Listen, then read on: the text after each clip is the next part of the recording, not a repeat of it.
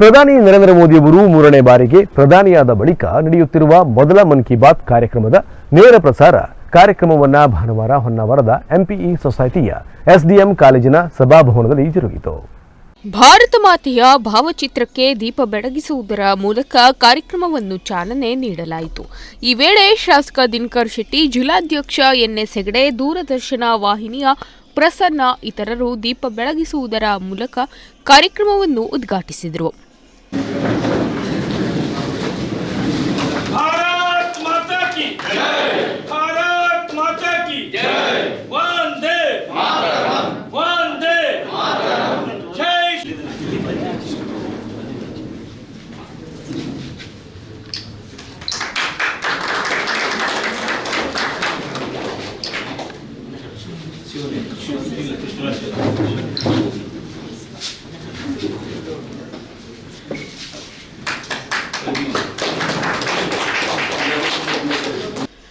ಮನ್ ಕಿ Baat radio ಕಾರ್ಯಕ್ರಮದ 111ನೇ ಸಂಚಿಕೆಯಲ್ಲಿ ರಾಷ್ಟ್ರವನ್ನು ಉದ್ದೇಶಿಸಿ ಮಾತನಾಡಿದ ಪ್ರಧಾನಿ ನರೇಂದ್ರ ಮೋದಿ ಅನೇಕ ವಿಷಯಗಳ ಕುರಿತು ಪ್ರಸ್ತಾಪಿಸಿದ್ದಾರೆ.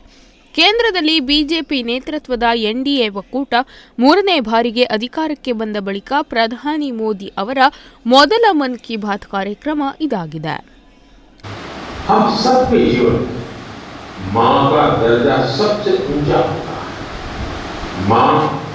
हर दुख सहकर भी अपने बच्चे का पालन पोषण करती है.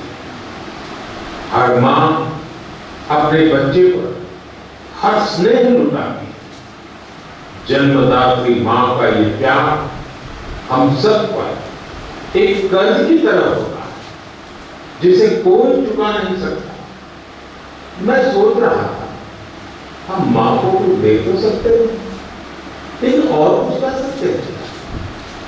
इसी सोच में से इस वर्ष विश्व पर्यावरण दिवस में एक विशेष अभियान शुरू किया है. इस अभियान का नाम है एक पेड़ मां के नाम. मैंने भी एक पेड़ अपनी मां के नाम लगाया है. मैंने सभी देशवासियों से, दुनिया के सभी देशों के लोगों से ಪ್ರಧಾನಿ ಮನ್ ಕಿ ಬಾತ್ನಲ್ಲಿ ಸಂವಿಧಾನ ಹಾಗೂ ಪ್ರಜಾಪ್ರಭುತ್ವ ವ್ಯವಸ್ಥೆಯಲ್ಲಿ ಅಚಲವಾದ ನಂಬಿಕೆಯನ್ನು ಇರಿಸಿದ್ದಕ್ಕಾಗಿ ದೇಶದ ಜನರಿಗೆ ಧನ್ಯವಾದಗಳನ್ನು ಹೇಳಿದರು. 2024ರ ಲೋಕಸಭಾ ಚುನಾವಣೆ ಜಗತ್ತಿನ ಅತಿದೊಡ್ಡ ಪ್ರಜಾತಂತ್ರದ ಹಬ್ಬವಾಗಿತ್ತು ಹಾಗೂ ಈ ವರ್ಷದ ವಿಶ್ವ ಪರಿಸರ ದಿನದಂದು ಏಕ್ ಪೇಡ್ ಮಾ ಕೆ ನಾಮ್, ತಾಯಿಗಾಗಿ ಒಂದು ಗಿಡ ಅಭಿಯಾನವನ್ನು ಪ್ರಾರಂಭಿಸಲಾಗಿದೆ. ನನ್ನ ತಾಯಿಯ ಹೆಸರಿನಲ್ಲಿ ನಾನು ಒಂದು ಗಿಡ ನೆಟ್ಟಿದ್ದೇನೆ. ದೇಶದ ಎಲ್ಲರೂ ತಾಯಿಗಾಗಿ ಒಂದು ಗಿಡವನ್ನು ನೆಡುವಂತೆ ಪ್ರಧಾನಿ ಮನವಿ ಮಾಡಿದ್ರು. ಹಾಗೂ ಮುಂದಿನ ತಿಂಗಳು ನಡೆಯಲಿರುವ ಪ್ಯಾರಿಸ್ ಒಲಿಂಪಿಕ್ಸ್ನಲ್ಲಿ ಸ್ಪರ್ಧಿಸುವ ಭಾರತೀಯ ಕ್ರೀಡಾಪಟುಗಳಿಗೆ ಪ್ರಧಾನಿ ಮೋದಿ ಶುಭ ಹಾರೈಸಿದ್ರು. ಇದಕ್ಕಾಗಿ ಚಿಯರ್ ಫಾರ್ ಭಾರತ್ ಅಭಿಯಾನದಡಿಯಲ್ಲಿ ಶುಭ ಹಾರೈಸುವಂತೆ ಮನವಿ ಮಾಡಿದ್ರು. एक बार विशाखापत्तनम में आंध्र प्रदेश के मुख्यमंत्री चंद्रबाबू नायडू गारू के साथ मुझे इस कॉफी का स्वाद लेने का मौका मिला. इसके टेस्ट की तो पूछिए ही मत, कमाल की होती है कॉफी. खराब कॉफी को कई ग्लोबल अवार्ड मिले. दिल्ली में हुई G20 समिट में भी कॉफी छाई हुई. आपको जब भी अवसर मिले आप भी अराकू कॉफी का आनंद जरूर लें. ಈ ವೇಳೆ ದೂರದರ್ಶನ ವಾಹಿನಿಯ ಪ್ರಸನ್ನ ನುಡಿಸಿರಿ ವಾಹಿನಿಯೊಂದಿಗೆ ಮಾತನಾಡಿ, ವಿವಿಧ ಕ್ಷೇತ್ರಗಳಲ್ಲಿ ಸಾಧನೆ ಮಾಡಿದ ಸಾಧಕರೆಲ್ಲರೂ ಸೇರಿ ನಾವು ಹೊನ್ನಾವರದ ಎಸ್ಡಿಎಂ ಕಾಲೇಜಿನಲ್ಲಿ ಪ್ರಧಾನಿ ನರೇಂದ್ರ ಮೋದಿಯವರ 111ನೇ ಮನ್ ಕಿ ಬಾತ್ ಕಾರ್ಯಕ್ರಮವನ್ನು ವೀಕ್ಷಣೆ ಮಾಡಿದ್ದೇವೆ ಎಂದು ಹೇಳಿದರು. ಮನ್ ಕಿ ಬಾತ್ ಕಾರ್ಯಕ್ರಮದ ಅಂಗವಾಗಿ ನಾವು ಹೊನ್ನಾವರದಲ್ಲಿ ವಿವಿಧ ಕ್ಷೇತ್ರಗಳಲ್ಲಿ ಸಾಧನೆ ಮಾಡಿದಂತಹ ಸಾಧಕರೆಲ್ಲರೂ ಕೂಡ ಸೇರಿ ನಾವು ಇವತ್ತು 111ನೇ ಮನ್ ಕಿ ಬಾತ್ ಕಾರ್ಯಕ್ರಮವನ್ನು ನಾವು ಎಸ್ಡಿಎಂ ಕಾಲೇಜಿನಲ್ಲಿ ವೀಕ್ಷಣೆಯನ್ನು ಮಾಡಿದ್ವಿ.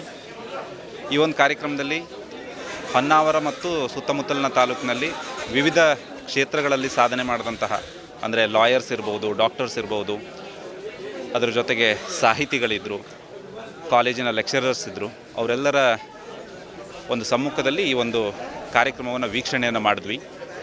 ಮಾನ್ಯ ಪ್ರಧಾನಮಂತ್ರಿಗಳು ಪ್ರತಿ ತಿಂಗಳೂ ಕೂಡ ಈ ಮನ್ ಕಿ ಬಾತ್ ಕಾರ್ಯಕ್ರಮವನ್ನು ಉದ್ದೇಶಿಸಿ ಮಾತಾಡ್ತಾರೆ. ಈ ಒಂದು ಕಾರ್ಯಕ್ರಮ ಸುಮಾರು ದೇಶದ 90% ಜನರನ್ನು ತಲುಪ್ತಾ ಇದೆ. ಈ ಒಂದು ಕಾರ್ಯಕ್ರಮವನ್ನು ಪ್ರತಿ ತಿಂಗಳು ಸುಮಾರು 23 ಕೋಟಿ ಜನ ವೀಕ್ಷಣೆಯನ್ನು ಮಾಡ್ತಾರೆ. ಇದುವರೆಗೂ ಸುಮಾರು ಒಂದು 100 ಕೋಟಿಗಿಂತಲೂ ಹೆಚ್ಚಿನ ಜನ ಈ ಒಂದು ಕಾರ್ಯಕ್ರಮವನ್ನು ವೀಕ್ಷಣೆಯನ್ನು ಮಾಡಿದ್ದಾರೆ. ಈ ಕಾರ್ಯಕ್ರಮದಲ್ಲಿ ಪ್ರಸಾರ ಆಗುವಂಥ ಪ್ರತಿಯೊಂದು ವಿಷಯವೂ ಕೂಡ ದೇಶದ ಸಾಧನೆ, ಶಕ್ತಿ, ವಿವಿಧ ಕ್ಷೇತ್ರಗಳಲ್ಲಿ ಸಾಧನೆ ಮಾಡಿದಂಥವರನ್ನು ದೇಶಕ್ಕೆ ಪರಿಚಯಿಸ್ತಾರೆ. ಜೊತೆಗೆ ಹೊಸ ಅವಕಾಶಗಳ ಬಗ್ಗೆ ತಿಳಿಸ್ತಾರೆ, ಹೊಸ ಯೋಜನೆಗಳ ಬಗ್ಗೆ ಹೇಳ್ತಾರೆ.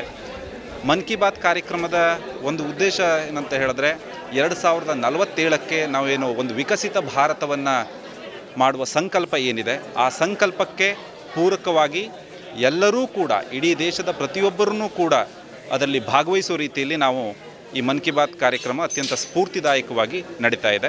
ಈ ವೇಳೆ ನುಡಿಸಿರಿ ವಾಹಿನಿಯೊಂದಿಗೆ ಮಾತನಾಡಿದ ಎಂಪಿಇ ಸೊಸೈಟಿಯ ಅಧ್ಯಕ್ಷ ಕೃಷ್ಣಮೂರ್ತಿ ಭಟ್ ಶಿವಾನಿ, ಪ್ರಧಾನಿ ಮೋದಿಯವರ 111ನೇ ಮನ್ ಕಿ ಬಾತ್ ಕಾರ್ಯಕ್ರಮದ ನೇರ ಪ್ರಸಾರ ನಮ್ಮ ಸಂಸ್ಥೆಯಲ್ಲಿ ವೀಕ್ಷಣೆ ಮಾಡಿದ್ದರಿಂದ ತುಂಬಾ ಸಂತಸವಾಗಿದೆ ಎಂದು ಹೇಳಿದರು.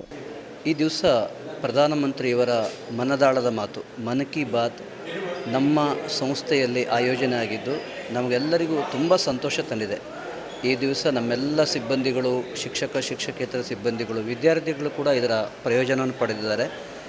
ಈ ಮನ್ ಕಿ ಬಾತ್ ಕಾರ್ಯಕ್ರಮದಲ್ಲಿ ಪ್ರಧಾನಮಂತ್ರಿಗಳು ನಮ್ಮ ಭಾರತದ ಕಲೆ, ಸಂಸ್ಕೃತಿ, ಸಾಹಿತ್ಯ, ಕೃಷಿ,